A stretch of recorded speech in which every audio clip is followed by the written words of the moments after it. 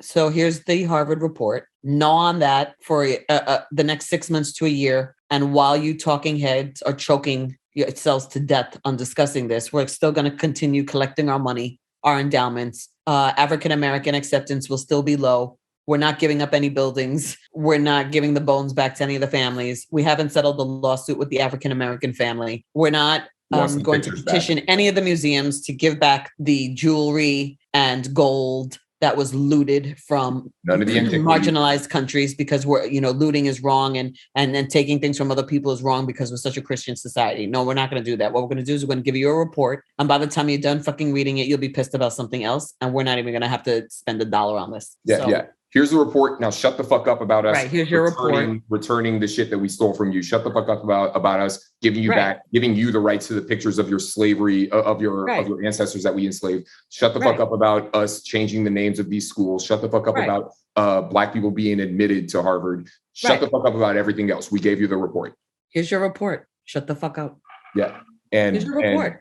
And one thing that we missed that we also wanted to include is we don't know the details of how these people were treated. They specifically did not talk about how many times these people were beat. What are the different types of ways they were punished? How many sexual assaults, rapes, various things of that nature. Unwed children born. How many unwed children born? Yeah, and maybe you don't have the exact knowledge of every single one of those things, but you if you're digging deep enough, you can at least infer some things. They gave you general numbers of these are about how many people were enslaved, but no details about how they were treated. Right. And we're not also getting any calculations on how much money specifically was made from these transactions. So where are the receipts? We know you sold slaves and bought them.